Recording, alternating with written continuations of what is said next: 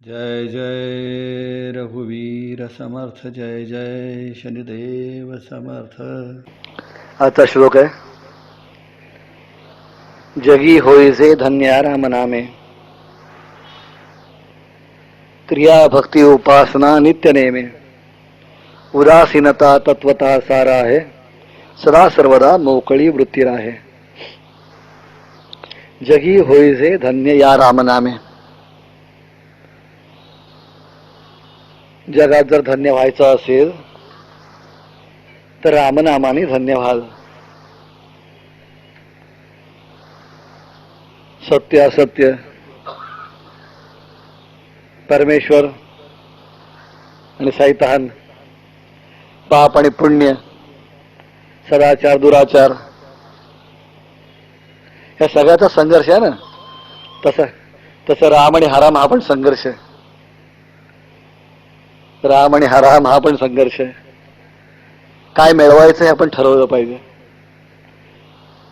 चांगलं, आदर्श, योग्य हे मिळवायचं आहे का ह्याच्या विपरीत मिळवायचं आहे.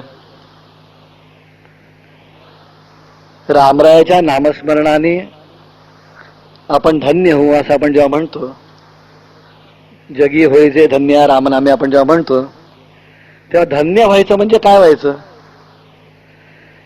रामरायांच्या चरित्राचा विचार करायचा. जेव्हा आपण नामस्मरण करतो तेव्हा नामस्मरण राम म्हटल्यानंतर भरता सरता पुढे राम आपल्या समोर येत नाही, शेजारी पाजार राहणारा. तर रामराय म्हटल्यानंतर भगवान रामचंद्रच आपल्या समोर येतात, आपल्या दृष्टीसमोर असतात, आपल्या मनात असतात. आणि जेव्हा आपण ते नामस्मरण करतो तेव्हा आपोआपच करता करता त्यांच्या चरित्राचा, त्यांच्या विचाराचा, ह्या सगळ्या गोष्टीचा आपण विचार करत असतो. आणि त्या सगळ्याचा आपल्या मनावर, आपल्या बुद्धीवर परिणाम होत असतो. नेहमी आपण म्हणतो की चांगला विचार केला की चांगलं फळ मिळतं, चांगलं चिंतन केलं की चांगल्या गोष्टी होतात. आपण नेहमी म्हणतो की दृष्टिकोन चांगला ठेवावा, वाईट ठेवू नये. ह्याला कारण काय? कारण आपण जे चिंतन करतो त्याप्रमाणे आपल्या हातून कृती होते. आपण जे चिंतन करतो त्याप्रमाणे आपल्या हातून कृती होते. आणि म्हणून चिंतन चांगलं असावं, चिंतन विचार चांगले असावेत. कोणी असं म्हणेल की जग निराळं आहे आणि आपण निराळ वागतो. जग निराळं असलं तरी हरकत नाही, आपण निराळ वागायला काही हरकत नाही. कारण जग जसं वागतं तसे त्याचे परिणामही ते भोगतं. आणि जेव्हा ते परिणाम भोगतं तेव्हा त्याला ह्याची जाणीव असते की आपण कशाचे परिणाम भोगतो. आपल्याला त्या पद्धतीने वागून ते परिणाम, ते निष्कर्ष मिळवायचे आहेत का, याचा आपण प्रथम विचार करायला शिकलो पाहिजे. आपलं वागणं, आपलं बोलणं, आपला विचार हा रामरायाला साक्षी ठेवून असावा. रामरायांनी सुद्धा राजकारण केलं नाही असं नाही. रामरायांनी सुद्धा राजकारण केलं नाही असं नाही. पण राजकारण जे त्यांनी केलं ते समाजासाठी केलं. राजकारण जे काही केलं ते दुष्टांच्या पाडावासाठी केलं, सज्जनांच्या रक्षणासाठी केलं, दुर्बलांच्या रक्षणासाठी केलं, स्त्रियांच्या आबरूसाठी केलं. हे जे राजकारण त्यांनी केलं हा त्याचा त्या दृष्टिकोनातून त्यांच्या गोष्टी केलेल्या हे आपण समजून घेतलं पाहिजे. परमार्थासाठी केलेली कृती आणि स्वार्थासाठी केलेली कृती ह्या जमीन आसमानाचं अंतर आहे. आणि म्हणून त्यांची प्रत्येक कृती जी होती ही परमार्थ म्हणजे परमार्थ, मोठा अर्थ, ज्याच्यामध्ये स्वार्थ म्हणजे फक्त स्वतःचा अर्थ. परमार्थ म्हणजे जो लोकांच्या उपयोगी पडतो. लोकांना परमार्थ म्हणजे फक्त नामस्मरण एवढंच कळतं. परमार्थ म्हणजे समाजाच्या उपयोगी पडणारी कृती, समाजाच्या उपयोगी पडणारा विचार, राष्ट्राच्या उपयोगी पडणारा विचार की ज्यातून समाजाचं उत्थान होईल, समाज सुखी होईल, समाजाचा दृष्टिकोन मिळेल, मार्ग मिळेल. रामरायांनी ते केलं आणि रामरायांनी ते केलं म्हणून आज आम्हाला ते आदर्श आणि परमेश्वर वाटतात. तर त्याने असं म्हटलं की जगी होईजे धन्य या रामनामे. या जगाचं धन्य व्हायचं असेल तर रामनामाने धन्यवाद. म्हणजे काय तर त्या आदर्शाने धन्यवाद. नुसतंच नामस्मरण करावं असं समर्थांना वाटत असतं तर समर्थाने आनंद वनभुवनी म्हटलं नसतं. नुसतंच नामस्मरण करावं समर्थांना वाटत असतं तर स्वराज्य उभारणी करण्यासाठी त्याने प्रयत्न केले नसते, शिवरायांच्या पाठीशी उभे राहिले नसते. त्यांचा दृष्टिकोनच निराळा होता. वैराग्य असावं पण त्याचबरोबर वैराग्याबरोबर समाजाच्या हिताचा पण दृष्टिकोन असावा, हा समर्थांचा विचार होता. आणि म्हणून रामरायांच्याकडे पाहताना त्यांचा दृष्टिकोन असा आहे की रामराय कसे आहेत, तर जे तुमच्या अंतःकरणाला शुद्धता देतातच, पण तुमच्या कर्माला सुद्धा शुद्धता देतात, तुमच्या कृतीला पण शुद्धता देतात. आणि ही शुद्धता ते कसे देतात, तर विचाराने देतात. हा विचार चांगला केव्हा येतो, की जेव्हा आपण रामरायांना मस्तकी धारण करतो, आपल्या मनात धारण करतो, विचारात धारण करतो. आणि म्हणून त्याने म्हटलंय की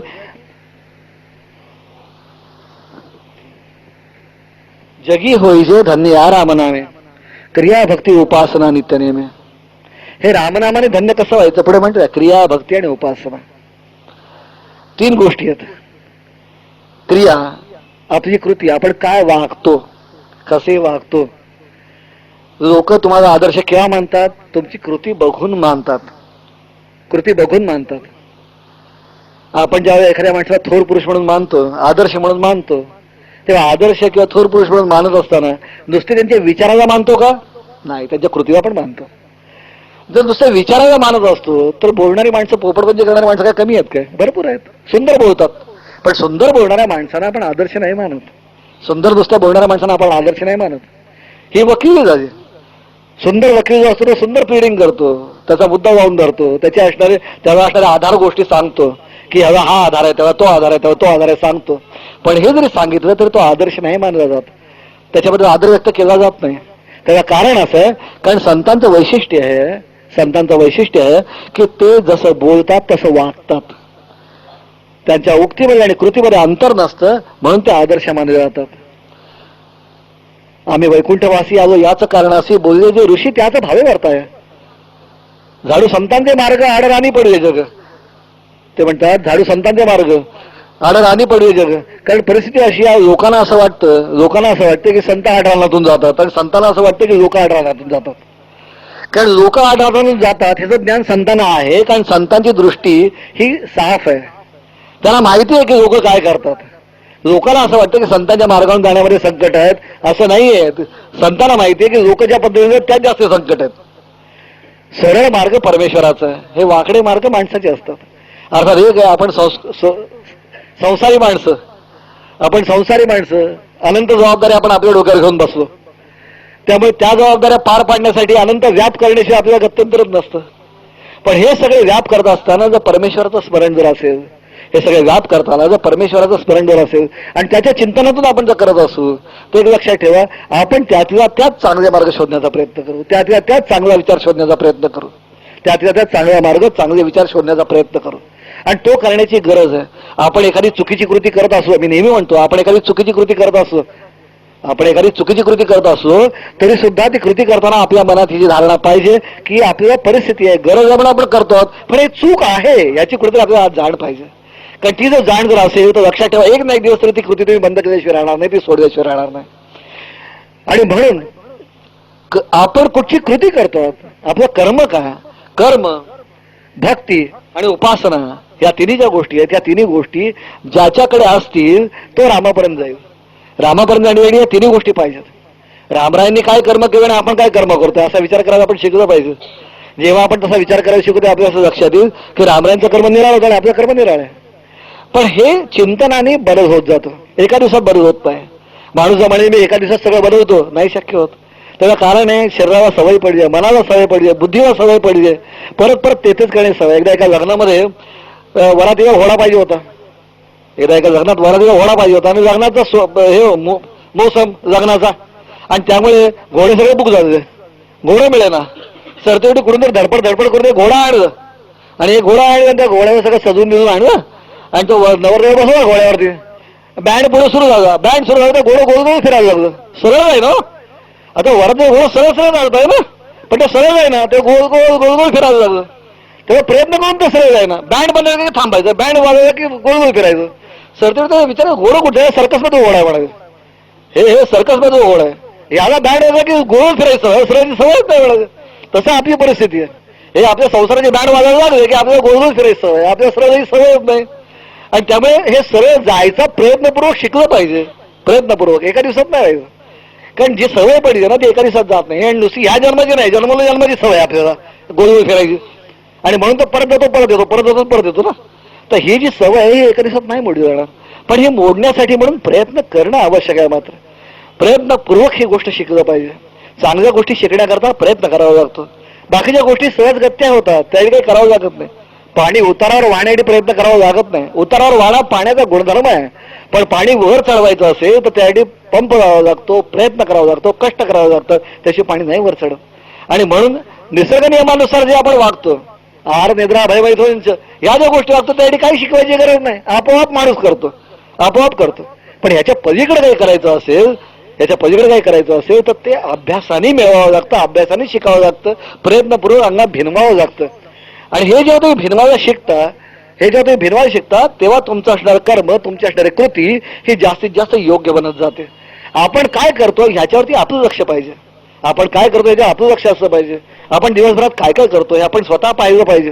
चुकीची कृती असेल ते काढण्याचा प्रयत्न करायला पाहिजे. एक दिवस जमणार नाही, दुसऱ्या दिवशी जमणार नाही, तिसऱ्या दिवशी जमणार नाही, वर्षानुवर्ष जमणार, पण एक दिवस जमेल, एक दिवस जमेल. प्रयत्न जर असेल आणि खरोखर इच्छा जर असेल तर ते जमेल. इच्छाच नसेल तर कधीच जमणार नाही. इच्छाच नसेल तर कधीच जमणार नाही.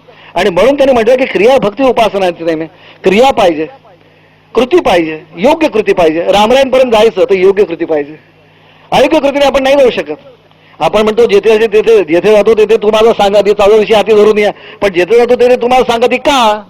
कारण जिथे ज्या मार्गाने परमेश्वर जातो त्या मार्गाने आपण जातो. म्हणून तुम्ही भवत्या त्या मार्गाने जाल आणि म्हणाल की परमेश्वर माझ्याबरोबर चालले, नाही येणार. तुकाराम महाराज जेव्हा म्हणतात ना जिथे ते तुम्हाला सांगा ती, त्यावेळेला परिस्थिती अशी आहे की ते कसं असतं की आपण बरोबर चालायला लागलो ना, आपल्याबरोबर एखाद्या माणसाकडून आपण चालू लागलो की मी काय म्हणतो तो माझ्याबरोबर चाललोय आणि तो म्हणतो मी त्याच्याबरोबर चाललोय, अशी परिस्थिती आहे. संत म्हणतात की विठ्ठल माझ्याबरोबर चाललं आणि विठ्ठल म्हणतो संत माझ्याबरोबर चाललं. तर जिथे तुम्हाला सांगते म्हणजे काय, तर चांगल्या मार्गाने ते परमेश्वर जातोय. त्याच मार्गाने जेव्हा आपण जातो तेव्हा आपल्याला असं वाटतं की परमेश्वर आपल्या बरोबर आहे. पण आपण योग्य मार्ग धरला तर परमेश्वर आपल्या बरोबर असतो. अयोग्य मार्गाचा परमेश्वर कसा बरोबर असेल? आणि म्हणून आपली जी कृती आहे, आपलं जे कर्म आहे, हे कर्म योग्य असण्याची गरज आहे. कर्म, क्रिया, भक्ती. भक्ती म्हणजे काय? जो विभक्त नसतो तो भक्त. जो विभक्त नसतो तो भक्त. विभक्त असणारा भक्त असू शकत नाही. त्याच्याशी जो एकरूप होतो, मनाने एकरूप होतो, चित्ताने एकरूप होतो, भावनेने एकरूप होतो, विचाराने एकरूप होतो, तो भक्त. जो रामरायाला पूर्णपणे समजून घ्यायला शिकतो, आत्मसात करायला शिकतो. आत्मसात करणे हे जास्त महत्वाचं आहे. अनेक वेळा आपण असं पाहतो की लोक वाचतात आणि मग शेवटी सांगायला सुरुवात करतात. पण परिस्थिती अशी ते आत किती गेलं हे महत्वाचं आहे. माणसाचं मन, म्हणून महाराज नेहमी म्हणायचे पूर्वी, आता निर्णय पंप निघाले, पण पूर्वी विज्ञानाची एवढी प्रगती नव्हती. आणि त्यावेळेला ते म्हणायचे नेहमी की सायफनच्या पंपाचा सिद्धांत सांगायचे. सायफनचा पंप म्हणजे काय? आपण नाही का घरामध्ये समजा पिंपात पाणी असेल आणि ते बाहेर काढायचं असेल तर आपण त्याच्यामध्ये एक पाईप टाकतो आणि तोंडाने पाणी ओढतो. तोंडाने पाणी ओढलं की ती निर्वात होते. निर्वात झाला पाईप तो, आणि तो पाईप खाली ठेवला की आपोआप पिंपातलं पाणी बाहेर यायला लागतं. तर सायफनचा सिद्धांत तो आहे, सायफनच्या पंपाचा सिद्धांत तो आहे. तर महाराज म्हणायचे की आपण जे नामस्मरण करतो ना, आपण जे कर्म करतो ना, आपण जे चिंतन करतो ना, ते काय आहे? तर ते आपण आपल्या मनामध्ये ह्या सगळ्या गोष्टी सोडून टाकून काय करतो आपण? तर तो निर्वात करतो, मन निर्वात करतो. म्हणजे काय होतं की आतलं ज्ञान बाहेर यायला लागतं. कारण नको त्या गोष्टी आत अडकून बसल्यात ना, आणि त्यामुळे आतलं ज्ञान बाहेर येऊ शकत नाही. आणि म्हणून ते म्हणाले की हे निर्वात करण्याची गरज आहे. म्हणजे काय? तर निर्विचार करण्याची गरज आहे. मन निर्विचार असलं ना की आपोआपच आतले चांगलं जे ज्ञान आहे ते बाहेर यायला लागतं. आतले चांगलं ज्ञान आहे ते बाहेर यायला लागतं. पण मनामध्ये अनंत गोंधळ असतील, अनंत विचार असतील, अनंत व्याप असतील तर आतलं ज्ञान कसं बाहेर येणार? आणि म्हणून भक्ती जी आहे ती कशा करताय? तर मनाला निर्विचार करण्याकरताय. त्याच्याशी एकरूप झालात की त्याच्याप्रमाणे विचार कराल, त्याच्याशी एकरूप झालात की त्याच्याप्रमाणे विचार कराल, तुम्ही शिकाल. आणि म्हणून त्यांनी म्हटलं की क्रिया, भक्ती आणि उपासना. उपासना म्हणजे जवळ असणे, उपासना जवळ असणे.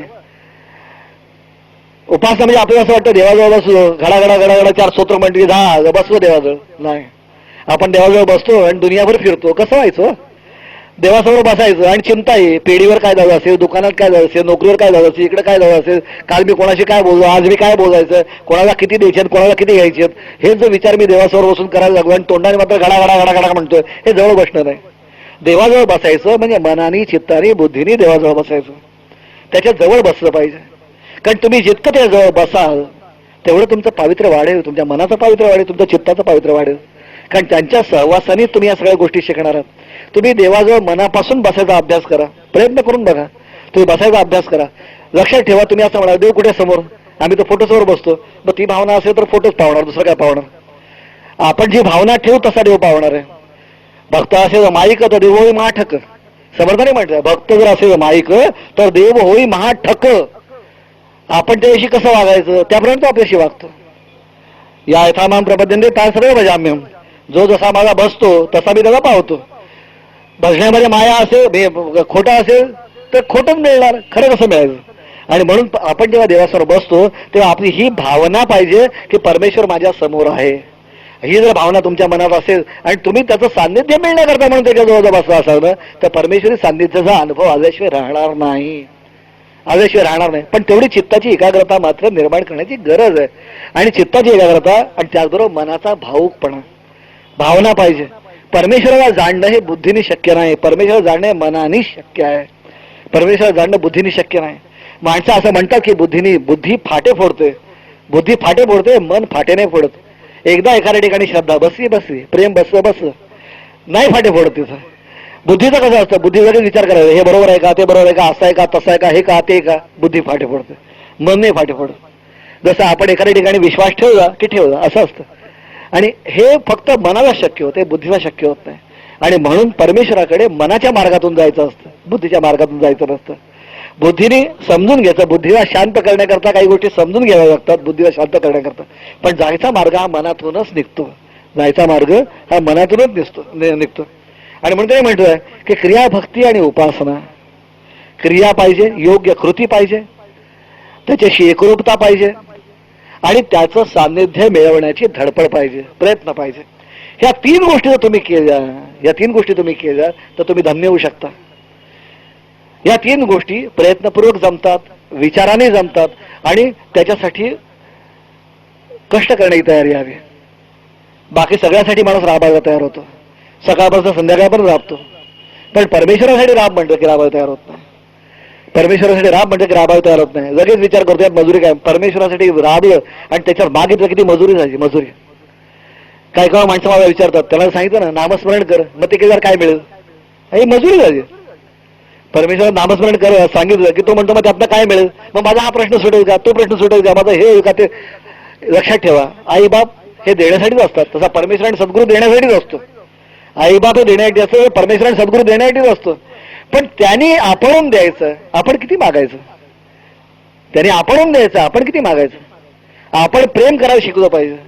आपण प्रेम करू तो आपल्याला देणारच आहे, आपण प्रेम करू आपण तो आपल्याला देणारच आहे. पण जर आपण मागतच सुटलो तर ते म्हणणं फक्त मागण्यासाठी येतो, हा द्यायला येत नाही. केव्हा तरी त्यांना असं वाटलं पाहिजे की हा देण्यासाठी सुद्धा येतो, केव्हा तरी त्यांना असं वाटलं पाहिजे हा देण्यासाठी सुद्धा येतो. परिस्थिती अशी की आपण कधी कधी लोक असं म्हणतात नामस्मरण, मी म्हणतो नामस्मरण कर, नामस्मरण कशा करता करायचं, मग हे नामस्मरण केलं तर काय होईल, मग नामस्मरण केलं मला हे मिळेल का, ते मिळेल का. जर आपण नामस्मरणामधनं काय मिळणार अशी जर गणित मांडत असतो तर ही मजुरी झाली, ही भक्ती नव्हे. जसं आपण 8 तास कष्ट केले की विचार करतो चला आता पगार मिळणार, तसा हा पगारच झालो, दुसरं काय. आपण त्याला मिळवण्यासाठी करतो आहोत का त्यातनं काही मिळवण्यासाठी करतो आहोत, ह्याचा आपण एकदा विचार करायला शिकलो पाहिजे. आपण परमेश्वराला मिळवायचं आहे की परमेश्वराला मिळवायच्या ऐवजी त्यातनं आणखीन काही मिळवायचं आहे हे आपण विचार करायला शिकलो पाहिजे. कारण शेवटी जीवनाचं अंतिम ध्येय काय आहे, अंतिम ध्येय परमेश्वर मिळवणं आहे. त्याच्यासाठी त्याची धडपड करायची, ते धडपड राहिली बाजूला, अंतिम ध्येय राहिलं बाजूला आणि बाकीचीच गणित आपण मांडतात जसे रुपये आणि पैसे की जे शेवटी उपयोगाला येणार नाही. असं जर आपण करायला लागलो तर हा तर व्यापार झाला, हा धंदा झाला. आणि म्हणून मी स्पष्ट का बोलतो, कारण मागणं म्हणून म्हणतो ना, आई बाबाकडे असं मागायचं असतं तर परमेश्वराकडे मागायचं असतं, आपला हक्क आहे तो मुलगा म्हणून, त्यांचे म्हणून आपला हक्क आहे. पण हे मागत असताना कुठेतरी आपल्याला ह्याची पण जाणीव व्हावी की काही पलीकडे आपण त्यांना काहीतरी द्यायचं आहे, त्यांच्यावर प्रेम व्यक्त करायचं आहे. आणि त्यांना असं वाटावं, परमेश्वराला असं वाटावं, सद्गुरूंना असं वाटावं, आपल्या आई वडिलांना असं वाटावं की नाही आपण जे करतो ना ते योग्य आहे. आपण जे या मुलासाठी करतो की आपल्या भक्तासाठी करतो, आपल्या शिष्यासाठी करतो हे योग्य आहे, हे आपण करायलाच हवं असं वाटलं पाहिजे. असं वाटणार की आपली कृती किंवा आपलं प्रेम व्यक्त करण्याची पद्धत असली पाहिजे. आणि म्हणून त्याने म्हटलं हे केव्हा होतं की क्रिया, भक्ती आणि उपासना या तिन्ही गोष्टीच्या माध्यमातून. कारण क्रिया ही प्रगट आहे, क्रिया ही प्रगट आहे, आपण कसे वागतो बोलतोय समोर दिसतं. भक्ती ही अंतर्गत आहे, क्रियेनी प्रत्यक्ष क्रियेने प्रत्यक्ष कृतीने शरीराची शुद्धता आहे, भक्तीने मनाची शुद्धता आहे आणि उपासनेने दोन्हीना एकत्र ट्युनिंग करणं, दोन्हीना एकत्र आणणं आहे. मनाला आणि बुद्धीला, मनाला आणि शरीराला एकत्र आणण्याची प्रक्रिया आहे उपासना. ह्या जेव्हा गोष्टी घडतात, हे जेव्हा घडतं तेव्हा आपोआपच माणसाचं असणारं मन हे मोठं होतं, विश्वात्मक होतं आणि तिथं रामरायाचं प्रगटीकरण शक्य होतं, तिथं रामरायाचं प्रगटीकरण शक्य होतं. आणि म्हणून त्याला म्हटलं की जगी होईल धन्य राम नामे क्रियाभक्ती उपासना नित्य नेमे उदासीनता तत्वता सार आहे. जेव्हा रामरायाची तुम्ही एकरूप व्हाल, क्रियाभक्ती उपासनेतून त्याच्याशी एकरूप होण्याची कला शिकाल, त्याच्यानंतर येते उदासीनता. आता उदासीनता म्हणजे काय? कोणाला वाटते औदासीन्य म्हणजे नैराश्य नव्हे, औदासीन्य म्हणजे नैराश्य नव्हे. उदासीनता म्हणजे मिळाला तरी आनंद आहे, नाही मिळाला तरी आनंद आहे. मी तर तुझा आहे, हे रामराया मी तर तुझा आहे, तुझ्याशी एकरूप झालो आहे. जे काही द्यायचं आहे ते तू द्यायचं आहेस, देणारा तूच आहेस, घेणारा तूच आहेस. तुझ्या पलीकडे जगात काही नाही. तू जे देशील ते मी स्वीकारणार आहे, कारण तू जे देशील ते योग्य देशील, तू जे देशील ते योग्य देशील. माझ्या हातून जी कृती घडेल ते तुझ्या इच्छेने घडावी, माझ्या हातून जी कृती घडेल ते तुझ्या इच्छेने घडावी आणि तुझ्या इच्छेपलीकडे काही घडू नये. ही जी भावना आहे ही उदासीनतेची भावना आहे. संततेची जाणा जे देही उदास, समर्थाने म्हटलंय संततेची जाणा जे देही उदास गेले आशापाश निवारोने. जो उदास होतो त्याला आशापाश राहत नाही. आशा आणि पाश हे ममत्वाचं लक्षण आहे, आशा आणि पाश हे मायेचं लक्षण आहे. की काहीतरी मिळवावं अशी आशा आणि असणारे मायेचे पाश, या दोन गोष्टी ज्या आहेत ना, ह्याच्यातून जो बाहेर पडला तो स्वतंत्र हवा. आणि हे मनाने घडणार आहे. कोणी असं म्हणेल की सगळं सोडून जंगलात जायचं का? आवश्यकता नाही. तुमच्या मनाची धारणा तशी असेल तर जंगलात सुद्धा जाण्याची गरज नाही. आणि तुमच्या मनाची धारणा तशी नसेल तर जंगलात जाऊन सुद्धा आशापाश निर्माण करा, जंगलात जाऊन सुद्धा आशापाश निर्माण करा.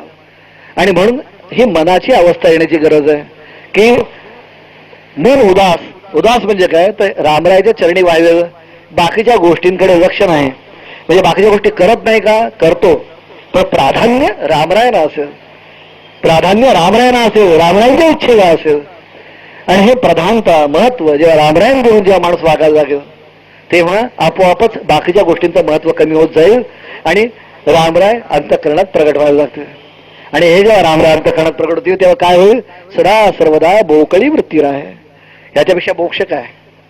सदा सर्वदा मोकळी वृत्ती आहे. वृत्ती म्हणजे चित्त, म्हणजे बुद्धी, मन, हे सगळं जे आहे ना, हे मन, बुद्धी, चित्त, हे सगळं वृत्ती ही मोकळी राहील.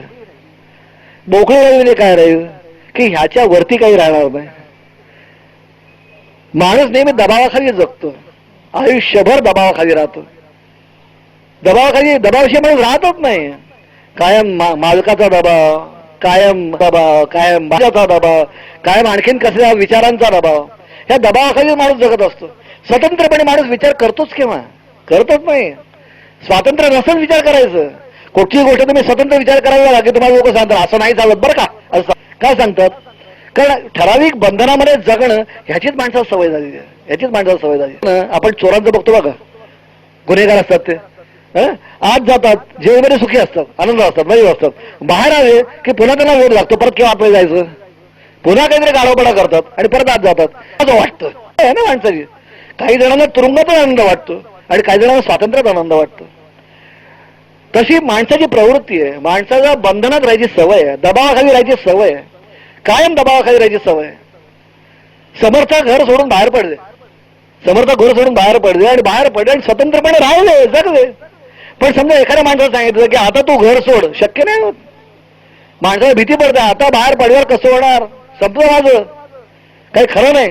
त्याला कारण असं आहे, कारण ह्या चौकटीच्या पलीकडे जगण्याचा माणूस, चौकटीच्या पलीकडे जगण्याचा माणूस विचारच करत नाही. ह्या चौकटीच्या पलीकडे जगण्याचा माणूस विचार करत नाही. त्याला असं वाटतं की चौकटीच्या पलीकडे जगणं शक्यच नाही, पलीकडे जगणं की नाही. याच्या पलीकडे परमेश्वर आहे आणि देणारा तोच आहे. या चौकटीत राहो नाही तर बाहेर जाओ, देणारा तोच आहे. आणि तो जोपर्यंत देतो आहे तोपर्यंत तो देणारच आहे. तो जोपर्यंत देतो आहे, द्यायची त्याची इच्छा आहे, तोपर्यंत तो देणारच आहे. मी परमेश्वराचा आहे आणि परमेश्वर माझ्या पाठीशी आहे, ह्याची ज्यावेळेला माणसाला जाणीव निर्माण होते तेव्हाच माणूस स्वतंत्र होतो. मी परमेश्वराचा आहे आणि परमेश्वर माझा आहे, ही जाणीव जेव्हा निर्माण होते तेव्हाच माणूस स्वतंत्र होतो. देणारा तोच आहे आणि त्याच्या व्यतिरिक्त कोणीही देऊ शकत नाही. त्याच्या इच्छेने साऱ्या गोष्टी घडतात. हे ज्या क्षणाला मनामध्ये पक्क भिंतं ना, त्याच्यानंतर माणसाला पारतंत्र्य राहत नाही. माणूस परतंत्र होतो कशा करता? पोटासाठी होतो. माणूस परतंत्र होतो कशा करता? पोटासाठी होतो, जीवासाठी होतो. की जीव वाचवावा म्हणून आणि पोट भरावं म्हणून, या दोन गोष्टीसाठी माणूस परतंत्र होतो. जीवाच्या भयाने आणि पोटाच्या भयाने, अन्नाच्यासाठी म्हणून परतंत्र होतो. पण जेव्हा ते लक्षात येतं की आम्ही काय कोणाचे खातो रे, तो राहणं आम्हाला देतो, ही ज्या दिवशी भावना निर्माण होते, ज्या दिवशी हे जाणीव निर्माण होते, त्या दिवशी लक्षात येतं की हे आयुष्य देणारा तोच आहे आणि त्याने ज्या दिवशी काढून घ्यायचं ठरवलं त्या दिवशी कोणी कितीही प्रयत्न केला तरी मी वाचवू शकत नाही, त्या दिवशी निराळा राहू शकत नाही.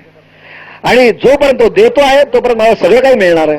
ह्या दोन गोष्टी ज्या दिवशी जाणीव निर्माण होते त्या दिवशी माणूस खराखुरा स्वतंत्र होतो. आणि असा जेव्हा स्वतंत्र होतो तेव्हा तो कोणालाच घाबरत नाही.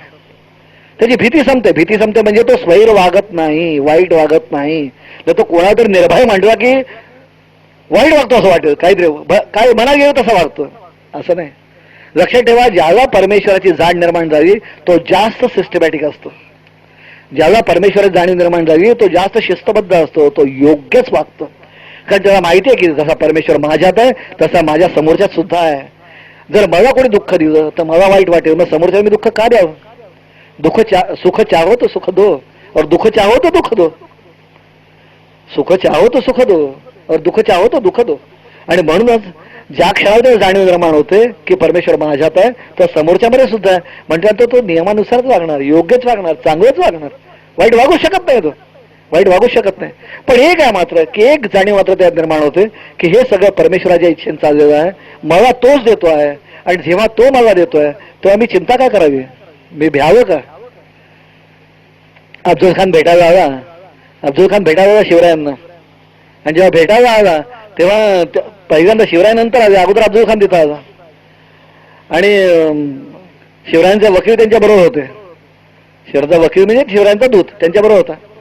आणि तिथं आल्यानंतर त्यांचा सगळा तो मंडप, तंबू जो उभारला होता भेटीचा, तो बघितला. तो काय सगळं उंचीवर हिरे मांडकं सगळं जडवली, झुमरे बिमरे सगळी होती. आणि त्यांनी बघितलं, त्याला कल्पना नाही की शिवरायांच्याकडे एवढं वैभव आहे, हे माहीतच नाही. त्याची कल्पना छोटासा एक सरदार याच्याकडे काय असणार. पण ते एवढं वैभवशाली सगळं बघितलं, ते गालीचे आणि ते सगळं हिरे मांडकं जोडले जवळ सगळे बघितलं, झुमरं वगैरे. आणि तो आश्चर्यचकित झाला.